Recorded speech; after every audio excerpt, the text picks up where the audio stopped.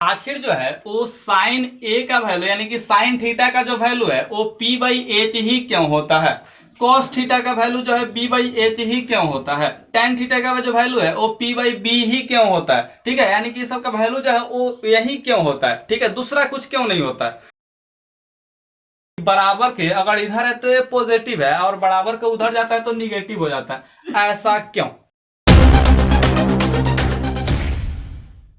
तो स्वागत है आप सभी का इस प्यारे से YouTube चैनल थिंक प्लस में, जहां पर आज हम लोग बात करने वाले कक्षा 10वीं के 8वीं चैप्टर त्रिकोणमिति के बारे में। जी हाँ, त्रिकोणमिति का जो है बेसिक कंसेप्ट जो 10वीं कक्षा में पढ़ना होता है उसके बारे में आज हम लोग चर्चा करने वाला है। जो 10वीं कक्षा में बेसिक कंसेप्ट जो पढ़ना होता है उसको हम लोग बहुत ही बारीकी से देखेंगे और समझेंगे, जिसके वजह से आप लोग को त्रिकोणमिति अगर टी भी नहीं आता होगा ना तो आप लोग तब भी समझ पाएंगे। तो चलिए बिना देर किए शुरू करते हैं इस वीडियो को। तो जैसा कि हम बहुत सारे किताबों में पढ़े तो त्रिकोणमिति का जो शाब्दिक अर्थ है यानी कि शब्दों के अर्थ जो है उसके मुताबिक अगर हम बात करें तो त्रिकोणमिति का दो तरह से यहाँ पे अर्थ निकाला जा सकता है। ठीक है, तो त्रिकोणमिति का यहाँ पे जो पहला अगर शब्द को तोड़ेंगे तो ट्राइगोनिया और मेट्रॉन आता है। ये तीनों जो है ग्रीक वर्ड है। ठीक है, तो त्रिकोणमिति को हम लोग तीन वर्ड में तोड़ेंगे, ट्राइगोनिया और मेट्रॉन। ट्राई मतलब होता है तीन, ठीक है, और गोनिया मतलब होता है कोण, और कोण यहाँ पे मेट्रॉन का मतलब होता है माप। ठीक है, यानी कि त्रिकोणमिति का सिंपल सा शब्दों के आधार पर अगर मतलब देखे यानी कि अर्थ देखे, मीनिंग देखे तो यहाँ पे आता है तीन कोणों की माप। और तीन कोण होते हैं त्रिभुज में। बात क्लियर, किस में होते हैं, त्रिभुज में, ट्रायंगल में। तो ट्रायंगल जो होता है उसमें तीन कोण होता है और तीन भुजा होता है, तो उसी के जो है माप के बारे में हम लोग त्रिकोणमिति के अंतर्गत अध्ययन करते हैं। यहाँ पे दूसरा अगर दूसरे तरीके से तोड़े तो यहाँ पे होता है ट्राइगोनन और मेट्रॉन। ठीक है, ये भी दोनों ग्रीक वर्ड है। बात क्लियर, ये कौन सा वर्ड है, ग्रीक वर्ड है। ट्राइगोनन का अर्थ जो होता है त्रिभुज होता है। बात क्लियर, यहाँ पे मेट्रॉन का जो अर्थ होता है माप होता है। यानी कि सिंपल से यहाँ पे कहें तो त्रिभुज का माप जो होता है उसका अध्ययन करते हैं तो त्रिकोणमिति कहलाता है, यानी कि ट्राइगोनोमेट्री कहलाता है। तो यहाँ पे समझते हैं, अगर हम लोग त्रिकोणमिति का सिंपल और आसान भाषा में परिभाषा देना चाहे तो हम लोग कह सकते हैं कि त्रिकोणमिति यानी कि ट्राइगोनोमेट्री जो होता है, ध्यान रखिएगा, त्रिकोणमिति गणित की वह शाखा है। क्या याद रखेंगे, त्रिकोणमिति गणित की वह शाखा है जिसके अंतर्गत त्रिभुज के, किसी भी त्रिभुज के कोण अथवा भुजा का माप का अध्ययन करता है या इसमें उससे संबंधित प्रश्नों का अध्ययन भी करते हैं। बात क्लियर, तो यहाँ पे सिंपल सा परिभाषा आप लोग दे सकते हैं। क्या देंगे, त्रिकोणमिति गणित की वह शाखा है जिसके अंतर्गत किसी त्रिभुज के कोण, भुजाओं अथवा उससे संबंधित प्रश्नों का अध्ययन किया जाता है। तो मेरे ख्याल से आप लोग को यहाँ जो है बात क्लियर हो गया होगा। तो चलिए, त्रिकोणमिति पढ़ने से पहले कुछ शब्दों पर ध्यान देना होता है और वह शब्द जो है आप लोग को त्रिकोणमिति चैप्टर जो 10वीं कक्षा का है उसमें बार बार उपयोग होने वाला है, तो उस सब का अर्थ जानना अति आवश्यक है। तो चलिए उसको बिना देर किए पढ़ लेते हैं। तो त्रिकोणमिति के अंतर्गत जो सबसे पहला शब्द आता है वो है त्रिभुज। तो त्रिभुज को आप लोग भली भांति समझते होंगे, तो इसलिए त्रिभुज की परिभाषा और उसके फैक्ट के बारे में नहीं जाएंगे, लेकिन जो इसमें उपयोग होने वाला फैक्ट है उसके बारे में जरूर हम लोग बताएंगे। ठीक है, तो यहाँ पे सबसे पहले आप लोग त्रिभुज के बारे में थोड़ा सा समझिए। ठीक है, तो त्रिभुज में तीन भुजाएं होते हैं, ये तो आप लोगों को पता होगा, और तीन कोण जो है इसमें होते हैं। अब यहाँ पे जो सबसे छोटा कोण है इसकी सम्मुख भुजा, ठीक है, सबसे छोटा कोण का सम्मुख भुजा जो है सबसे छोटा होता है। बात क्लियर, सबसे छोटा कोण का सम्मुख भुजा सबसे छोटा होता है और सबसे बड़ा कोण का सम्मुख भुजा जो होता है वो सबसे बड़ा होता है। यानी कि यहाँ पे भुजा और कोण का अनुपात जो है यहाँ पे समानुपात होता है। यहाँ पे समझिए, अनुपात नहीं कहेंगे, इसका जो है यहाँ पे संबंध कह सकते हैं। बात क्लियर, यानी कि कोण अगर बड़ा होगा तो उसका सम्मुख भुजा भी बड़ा होगा, कोण छोटा होगा तो उसका सम्मुख भुजा भी छोटा होगा। अगर कोण यहाँ पे जो है मिडिल में होगा तो यानी कि भुजा का जो माप होगा वो भी क्या होगा, मिडिल में होगा। ठीक है, यानी कि ना ज्यादा छोटा ही होगा ना ज्यादा बड़ा होगा। तो त्रिभुज में तीन ही कोण होता है और तीन भुजा होते हैं, तो इस तरह से आप लोग याद रखेंगे। लेकिन त्रिकोणमिति में जो है हम लोग मुख्य रूप से पढ़ेंगे समकोण त्रिभुज के बारे में। तो चलिए थोड़ा सा समकोण त्रिभुज के हम लोग पढ़ लेते हैं। यहाँ पे समकोण त्रिभुज में एक कोण जो होगा वो समकोण जरूर होगा, तभी इसको समकोण त्रिभुज कहेंगे।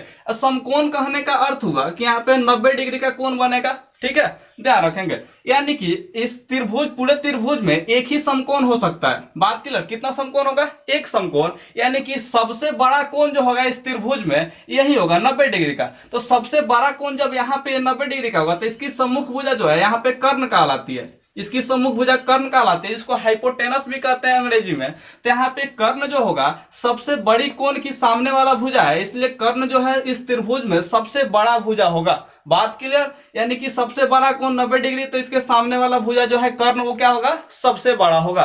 बात क्लियर। यहाँ पे दो को जो है न्यून कोण होगा। अब न्यून कोण जो होता है वो 90 डिग्री से छोटा होता है और 0 डिग्री से बड़ा होता है, इसको आप लोग याद रखेंगे। तो न्यून कोण जो है इस त्रिभुज में दो गो है, ठीक है। अगर हम लोग त्रिकोणमिति के अंतर्गत अगर इस कोण के अनुसार देखते हैं तो इस कोण का सम्मुख भुजा यह है, ठीक है। अगर इसका नाम दे हम लोग ABC, यहाँ पे नाम दे चुके हैं, तो यहाँ पे ABC अगर इसका नाम दे तो यहाँ पे समझिए कोण A की सम्मुख भुजा यहाँ पे BC है, तो BC जो है यहाँ पे लंब कहलाएगा। बात क्लियर। अगर हम कोण C के अनुसार देखें तो इसका सम्मुख भुजा जो है AB है, तो कोण C के अनुसार AB जो है लंब होगा, ठीक है, ध्यान रखेंगे। यानी कि अगर हम यहाँ पे A के अनुसार यहाँ पे सम्मुख भुजा लंब कह रहे हैं तो इसकी संलग्न भुजा, ठीक है, ध्यान रखिएगा। यहाँ पे सम्मुख भुजा यह है, सम्मुख भुजा यानी कि सामने का, और संलग्न भुजा जो इससे सटा हुआ है, तो यहाँ पे संलग्न जो भुजा है उसको आधार हम लोग कहते हैं बेस।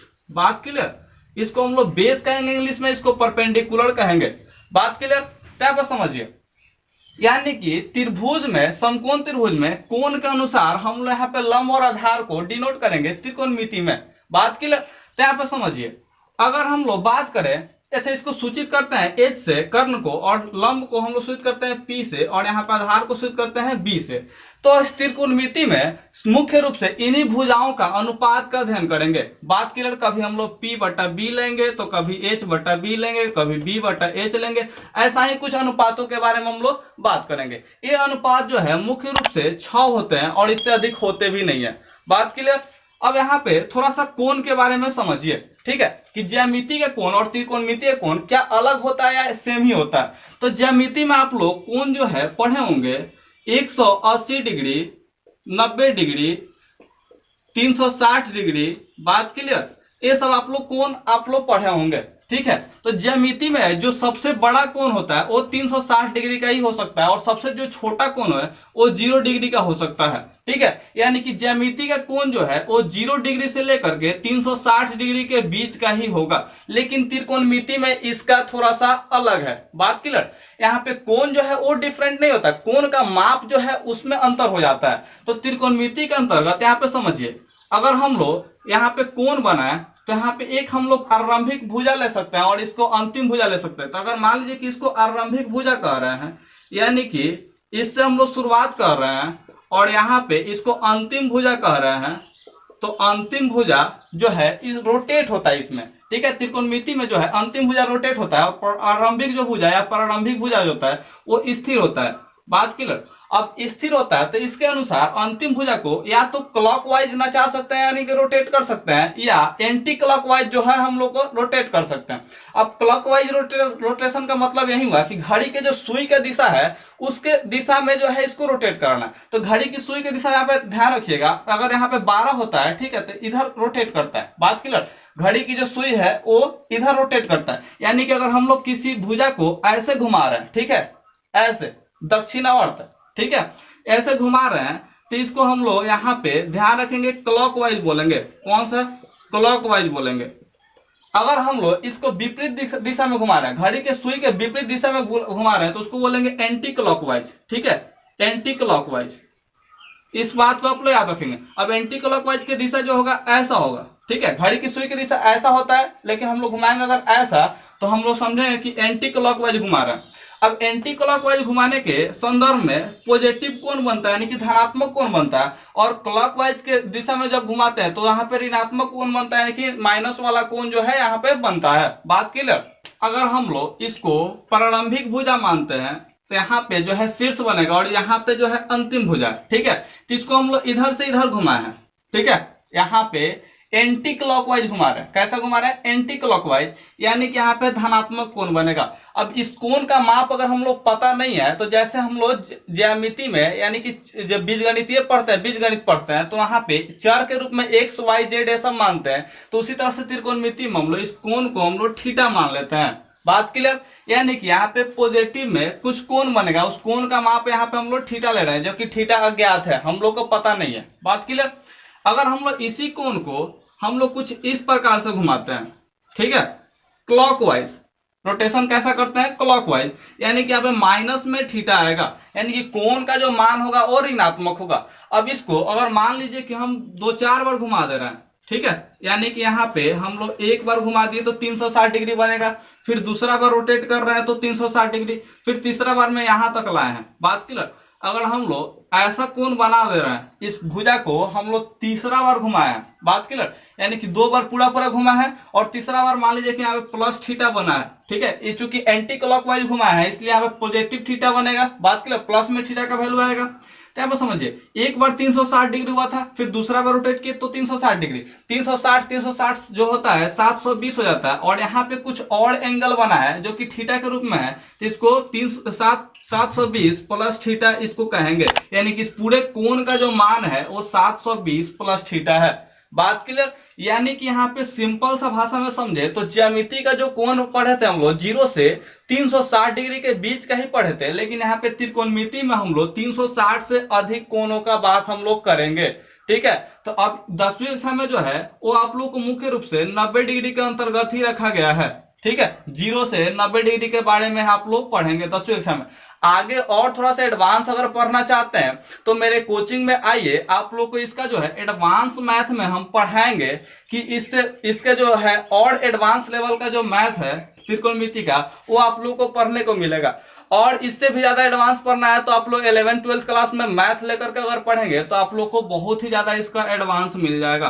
ठीक है, तो यहाँ पे हम लोग 10वीं कक्षा तक है तो इसलिए यहीं तक सीमित रखते हैं। अब थोड़ा सा बात कर लेते हैं कि त्रिकोणमिति जो है 10वीं कक्षा में पढ़ते हैं तो उसमें किसके किसके बारे में बात करते हैं, तो चलिए बिना देर के उसको भी पढ़ लेते हैं। तो त्रिकोणमिति में जैसा कि हम बताए थे कि भुजाओं के अनुपातों का अध्ययन कर सकते हैं। यहाँ पे तो जो भुजा होगा यहाँ पे देखिए बताए थे कि एक कर्ण होता है जो कि समकोण के सामने वाला होता है, और दूसरा यहाँ पे हम कोण ए की बात यहाँ पे हमेशा किए हैं, तो कोण ए की जो सम्मुख भुजा होता है उसको हम लोग लंब कहते हैं यानी कि पी कहेंगे, और जो कोण ए की संलग्न भुजा, जो संलग्न भुजा उसको हम लोग आधार बेस कहेंगे। बात क्लियर? तो यहाँ पे आप लोग जो है हम कोण ए के बारे में अध्ययन कर रहे हैं। ठीक है, कोण सी का अगर अंतर्गत आप लोग देखिएगा तो कोण सी के अंतर्गत ए वाला जो है ए परपेंडिकुलर बन जाएगा। बात क्लियर? यानी कि इसकी सम्मुख भुजा जो है यहाँ पे परपेंडिकुलर हो जाएगा, और यहाँ इसके संलग्न भुजा जो यहाँ है वो है बेस बन जाएगा। बात क्लियर? परपेंडिकुलर नहीं रह पाएगा, उस समय क्या हो जाएगा, बेस बन जाएगा। कोण सी के अनुसार देखें तो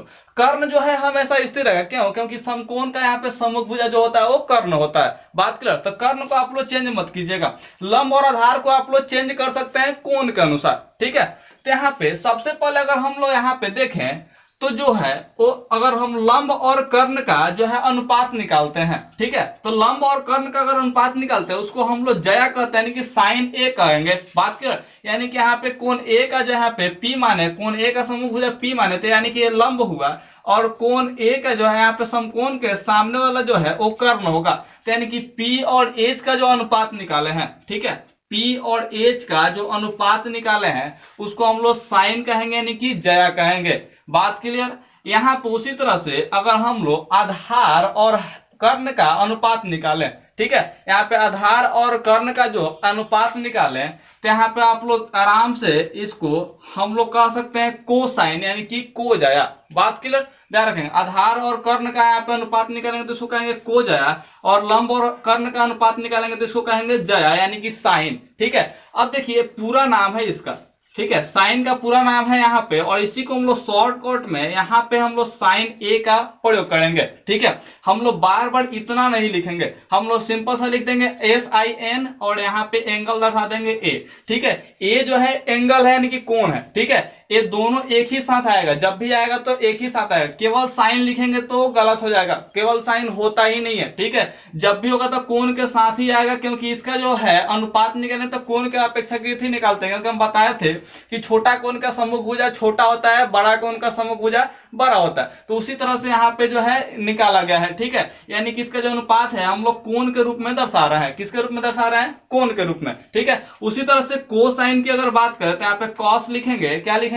कॉस, और इसको इसका जो वैल्यू होगा वो b बटा एच होगा, यानी कि आधार बटा कर्ण होगा, ठीक है। यहाँ पे आप लोग हिंदी में भी देख सकते हैं, लंब बटा कर्ण, और इसको कहेंगे आधार बटा कर्ण, ठीक है, ध्यान रखेंगे। उसी तरह से टेंजेंट यानी कि स्पर्शज्या, इसको क्या कहेंगे? स्पर्शज्या, और यहाँ पे इसको शॉर्ट में लिखते हैं tan a, ठीक है, TAN, और यहाँ पे एंगल दर्शा देंगे a, ठीक है। यानी कि हम लोग बार बार इसका उपयोग नहीं करेंगे, देखिए बहुत लंबा लंबा वर्ड है तो इसका हम लोग उपयोग नहीं करते, इसी को हम लोग शॉर्ट में दर्शाते हैं, ठीक है, इस प्रकार से।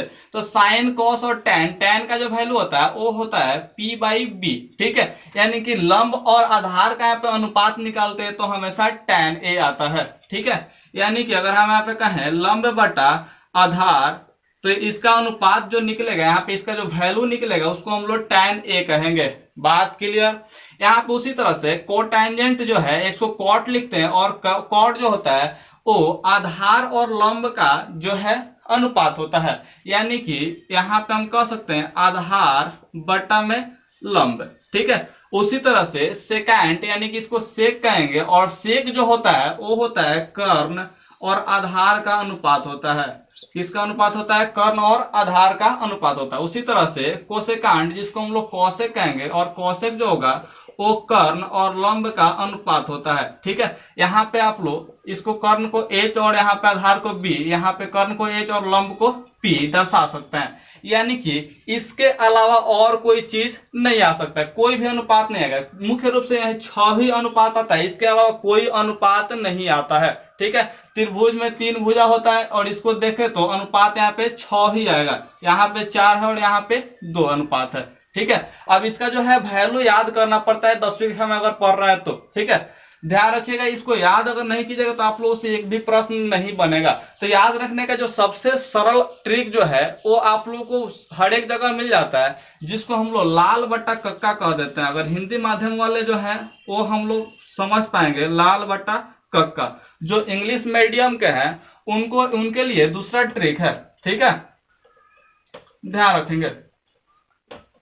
तो चलिए यहाँ पे हम लोग ट्रिक को देख लेते हैं। यहाँ पे जो हिंदी माध्यम के लिए ट्रिक है वो है लाल बटा कक्का। क्या याद रखेंगे? लाल बटा कक्का, यानी कि लंब यहाँ पे एल से लंब और के से कर्ण होता है, और इसका जो वैल्यू होगा वो होगा साइन, ठीक है। आधार बटा कर्ण, और इसका जो है वो होगा कॉस होगा, ठीक है। और लंब बटा आधार जो है यहाँ पे एल से लंब और ए से आधार जो है यहाँ पे हो जाएगा टैन, ठीक है। ठीक इसका उल्टा अगर करें तो यहाँ पे देखिए, थोड़ा सा समझिए, टैन का जो है वैल्यू P/B है, वहीं कॉट का जो वैल्यू है B बटा P, यानी कि एक दूसरे का उल्टा है। यानी कि टैन का अपोजिट हम लोग कॉट कहेंगे, तो टैन का अपोजिट यहाँ पे हम लोग कॉट भी कह सकते हैं, ठीक है। अगर हम लोग ऊपर इसको टैन लिखें और नीचे कॉट लिखें तो यहाँ पे समझ सकते हैं आप लोग, टैन का जो वैल्यू है वो होगा लंब बटा आधार, और वहीं कॉट का जो वैल्यू है आधार बटा लंब हो जाएगा। बात क्लियर? उसी तरह से अगर कॉस को हम लोग ऊपर लिखें और नीचे हम लोग सेक लिखे, यहाँ पे हम लोग ध्यान दिए थे कि सेक का जो वैल्यू होता है कर्ण बटा आधार होता है, और यहाँ पे कॉस का जो वैल्यू है आधार बटा कर्ण होता है। बात क्लियर? यहाँ पे आप लोग देख सकते हैं एक दूसरे का अपोजिट है, यानी कि कॉस का अपोजिट यहाँ पे सेक हम लोग कह सकते हैं। तो ऊपर अगर कॉस लिखते हैं तो कॉस का जो वैल्यू है आधार बटा कर्ण हो जाएगा, और उसी तरह से सेक का जो वैल्यू है कर्ण बटा आधार हो जाएगा, ठीक है। अगर उसी तरह से साइन को हम लोग ऊपर लिखें और नीचे हम लोग कॉसेक लिखें, तो आप लोग यहाँ पे ध्यान दीजिए कि साइन ए का वैल्यू हम लोग लिखे थे लंब बटा कर्ण, और यहाँ पे कॉसेक यहाँ पे ए रहेगा, ठीक है। तो कॉसेक का वैल्यू यहाँ पे लिखे हैं कर्ण बटा लंब, यानी कि देखिए यहाँ पे एक दूसरे का जो है अपोजिट है। यहाँ पे नीचे एच है और यहाँ पे ऊपर एच है, यहाँ पे ऊपर पी है, नीचे यहाँ पे पी है, ठीक है। यानी कि एक दूसरे का अपोजिट है। तो यहाँ पे ध्यान रखिए, साइन का जो वैल्यू आएगा वो है लंब बटा कर्ण आएगा, और कॉसेक का जो वैल्यू है वो आएगा कर्ण बटा लंब। तो आप लोग यहाँ ट्रिक जो है सभी जगह देख सकते हैं, और ये सबसे सरल ट्रिक है, इसलिए आप अपने से कोई ट्रिक नहीं बनाया है, आप लोग इसको आसानी से याद रख सकते हैं। इंग्लिश मीडियम के लिए जो है सबसे सरल जो है ट्रिक वो है पंडित भोला प्रसाद हर हर बोले। ठीक है, याद रखेंगे, पंडित भोला प्रसाद हर हर बोले।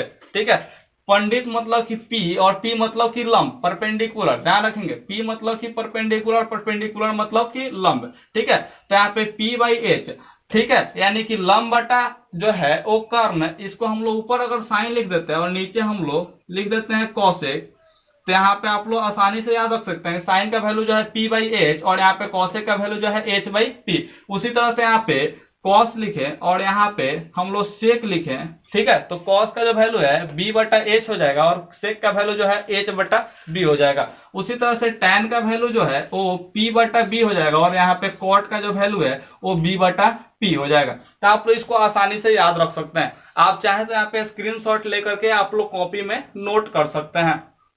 ठीक है, अब आप लोगों से एक प्रश्न है, ठीक है, कि आखिर जो है वो साइन ए का वैल्यू यानी कि साइन थीटा का जो वैल्यू है वो पी बाई एच ही क्यों होता है, कॉस थीटा का वैल्यू जो है बी बाई एच ही क्यों होता है, टेन थीटा का जो वैल्यू है वो पी बाई बी ही क्यों होता है। ठीक है, यानी कि सबका वैल्यू जो है वो यही क्यों होता है। ठीक है, दूसरा कुछ क्यों नहीं होता है। आप लोग इसका अगर उत्तर पता है तो नीचे कमेंट बॉक्स में जरूर लिखिए, अगर नहीं पता है तो इस वीडियो को जरूर लाइक कीजिए और कम से कम 50 लाइक पूरा कीजिए ताकि हम जो है इसका जवाब दे पाए। ठीक है, तो जल्दी जल्दी मेरे चैनल को सब्सक्राइब कर लीजिए और जो बगल में घंटा का आइकन आएगा वो बेल आइकन को प्रेस जरूर कर लीजिएगा। ठीक है, ताकि मेरा जो भी नया वीडियो है आप लोगों को सबसे पहले प्राप्त हो सके।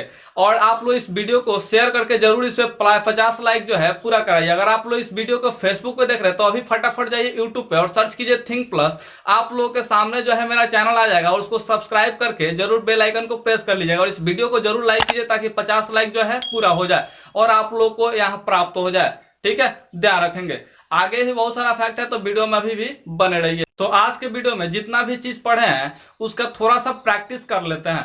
ठीक है, तो यहाँ पे एक आप लोग के सामने प्रश्न जो है रखे हैं कि एक त्रिभुज जो है ए बी सी जिसमें कोण जो है बी समकोण है, तो कोण बी समकोण है इसलिए इसका जो सम्मुख भुजा वो यहाँ पे 13 मीटर दिया, यानी कि इसका कर्ण जो है 13 दे दिया और कर्ण को आप लोग भली भांति जाते हैं एच से सूचित करते हैं। ठीक है, अब यहाँ पे आप लोगों से सवाल जो है आप लोग बताइएगा यहाँ पे साइन ए का वैल्यू क्या है, ठीक है, साइन सी का वैल्यू क्या है, यहाँ पे कॉस ए का वैल्यू क्या है और कॉस सी का वैल्यू क्या है, टेन ए का वैल्यू क्या है और टेन सी का वैल्यू क्या है। ठीक है, उसी तरह से कॉट ए का वैल्यू क्या है और कॉट जो है सी का वैल्यू क्या है। उसी तरह से सेक ए का वैल्यू क्या है और सेक सी का वैल्यू है क्या है। ठीक है, यहाँ पे आप लोग एक और याद यहाँ पे याद कर सकते हैं, सेक ए का वैल्यू क्या, कोसेक ए का वैल्यू क्या है और यहाँ पे कोसेक सी का वैल्यू क्या है। ठीक है, तो आप लोग यहाँ पे थोड़ा सा याद कीजिए।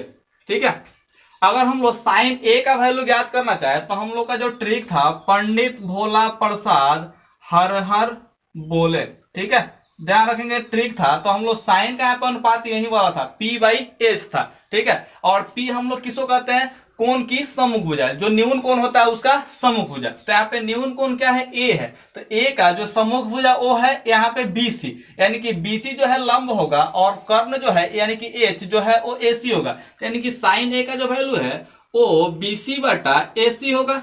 इतना आप लोगों को क्लियर है। उसी तरह से साइन सी का अगर बात करें तो साइन सी का जो है वो सम्मुख यानी कि लंब जो है ए बी होगा, यहाँ पे लंब चाहिए तो यहाँ पे ए बी होगा और कर्ण जो है यहाँ पे बीसी होगा।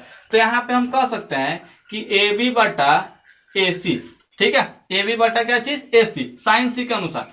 उसी तरह से कॉस ए के अनुसार देखें तो कॉस ए का बात करते हैं, यहाँ पे कॉस ए वाला यह अनुपात होता है बी बाई एच, तो कॉस ए यहाँ पे देखिए कोण ए का संलग्न भुजा जो है आधार होता है, सम्मुख भुजा तो लंब होता है लेकिन संलग्न भुजा जो है वो आधार होता है, यानी कि ए बी यहाँ पे जो है आधार है और यहाँ पे कर्ण जो है ए सी है, यानी कि यहाँ पे हम लोग ए बी बटा में ए सी लिख सकते हैं। ठीक है, उसी प्रकार से अगर कॉस सी की बात करें तो यहाँ पे कॉस का जो है वैल्यू होता है बी बटा एच, तो यहाँ पे देखिए कॉस सी, तो इसके संलग्न भुजा जो है वहां पे बीसी है, यानी कि आधार जो है बीसी है, यानी कि बी जो है इसका बीसी है। ठीक है, तो बी सी और यहाँ पे क्या चीज, कर्ण जो है ए सी। ठीक है, उसी तरह से tan ए का वैल्यू जो है लंब बटा आधार होगा। ठीक है, P बटा बी, तो यहाँ पे लंब ए यानी कि tan a, तो tan a का यहाँ पे लंब जो है BC होगा और यहाँ पे आधार जो है AB होगा। ठीक है, इसकी सम्मुख भुजा लंब और इसकी संलग्न भुजा आधार, तो BC बटा AB हो जाएगा।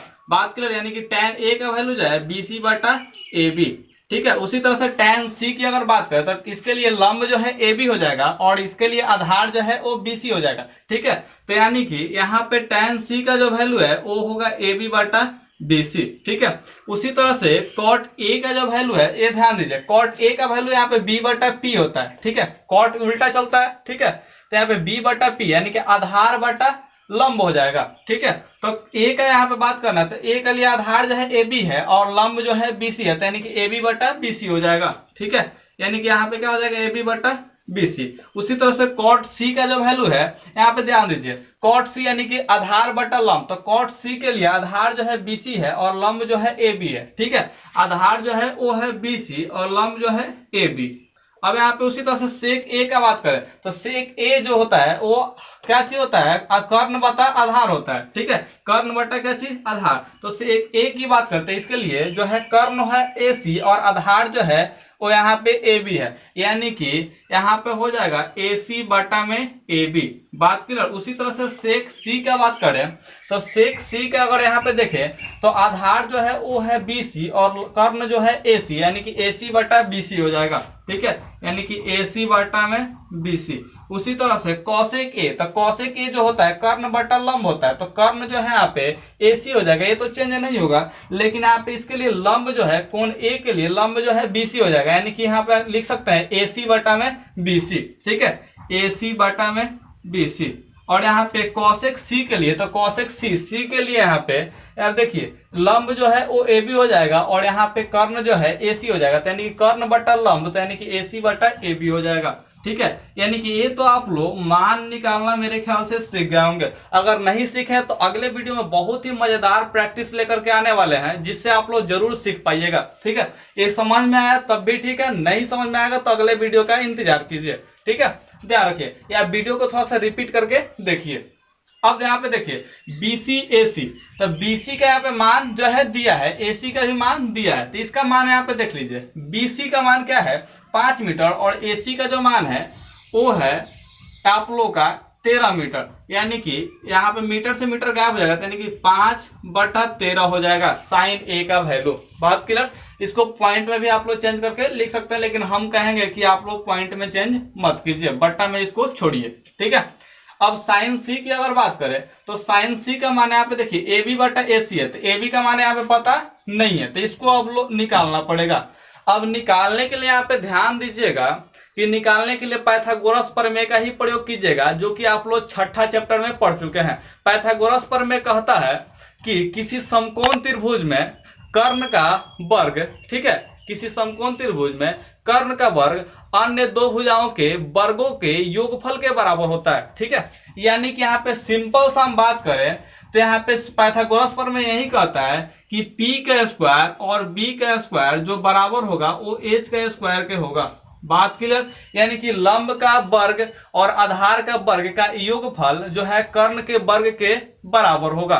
ठीक है, आप लोग इतना ध्यान रखिएगा। तो यहाँ पे जब दो को मान दे दिया है तो तीसरा मान ज्ञात करना आप लोग के लिए मुश्किल नहीं है। 8वीं कक्षा या 7वीं कक्षा में आप लोग पढ़ेंगे, जब समीकरण में कोई एक चर का मान ज्ञात नहीं हो तो उसको आसानी से हम लोग ज्ञात कर सकते हैं। ठीक है, तो यहाँ पे P का मान देखिए, यहाँ पे हम मान लेते हैं कि BC जो है P है, तो P का मान यहाँ पे 5 मीटर स्क्वायर कर लेंगे। ठीक है, और यहाँ पे B जो है स्क्वायर, यहाँ पे देखिए B का स्क्वायर, यानी कि इसको आधार अगर AB मानते हैं तो इसका मान नहीं दिया तो हम लोग B का स्क्वायर यहाँ पे सिंपली लिख लेते हैं। ठीक है, उसी तरह से H का यहाँ पे मान हाइपोटेनस यानी कि 13 मीटर का स्क्वायर दे दिया है। ठीक है, तो यहाँ पे 13 मीटर का स्क्वायर कर लेंगे, 13 दिया, H का मान स्क्वायर है तो स्क्वायर लगा लेंगे। ठीक है, अब यहाँ पे थोड़ा सा कैलकुलेशन कीजिए, माइंड में ही कीजिए, ज्यादा बेस्ट होगा। ठीक है, इसको हम लोग बनाना सीखेंगे प्रैक्टिस के दौरान अगले वीडियो में। ठीक है, अभी ध्यान रखिए, खाली मान निकालना यहाँ पे सीख रहे हैं। ठीक, तो 5 का स्क्वायर जो होगा वो 25 मीटर का स्क्वायर हो जाएगा, और यहाँ पे B का स्क्वायर और यहाँ पे 13 का स्क्वायर जो होगा 169 मीटर स्क्वायर हो जाएगा। ठीक है, अब यहाँ पे अगर हम लोग B का स्क्वायर का मान ज्ञात करें तो 169 मीटर स्क्वायर, हम लोग जानते हैं कि 25 मीटर स्क्वायर जब उधर जाता है तो माइनस में हो जाता है। अब आप लोगों से यहाँ भी एक प्रश्न है ठीक है, कि बराबर के अगर इधर है तो ये पॉजिटिव है और बराबर के उधर जाता है तो निगेटिव हो जाता है, ऐसा क्यों? ठीक है, सवाल आप लोग का यहाँ पे है कि बराबर के इधर आता है तो यहाँ पे पॉजिटिव होता है, जैसे ही बराबर को उधर ले जाते हैं तो निगेटिव हो जाता है। आप लोग शुरू से पढ़ते आए हैं, अगर जवाब पता है तो नीचे कमेंट बॉक्स में लिखिए, अगर नहीं पता इस वीडियो को शेयर कीजिए और दोस्तों से लाइक करवाइए, सब्सक्राइब करवाइए, हम बताएंगे इसका उत्तर। ठीक है, तो यहाँ पे 25 मीटर स्क्वायर, तो अगर देखिए यहाँ पे 169 में से 25 माइनस होगा तो यहाँ पे आप लोग का बच जाएगा 144 मीटर स्क्वायर। अब हम लोग जानते हैं कि 12 मीटर का स्क्वायर बन जाएगा। ठीक है, ये किसका स्क्वायर बन जाएगा? 12 मीटर का स्क्वायर। अगर आप लोग को वर्ग और वर्गमूल नहीं आता है तो थोड़ा सा यहाँ पे दिक्कत होने वाला है। ठीक है, तो आप लोग याद रखिएगा 12 का स्क्वायर जो है यहाँ पे कितना हो जाएगा? 144। तो यहाँ पे स्क्वायर से स्क्वायर अपने आप खत्म हो जाएगा, तो यहाँ पे बी का जो वैल्यू है वो बच जाएगा आप लोग का 12 मीटर। यानी कि यहाँ पे आधार बी का मान यहाँ पे 12 मीटर निकाल लिए, यानी कि ए बी का यहाँ पे वैल्यू कितना निकाल लिए? 12 मीटर। ठीक है, अब यहाँ पे तीनों मान प्राप्त हो गया तो इसको बनाने में कोई असुविधा नहीं होगा। ठीक है, अब ए बी का सिंपल सा मान रखिए 12 मीटर।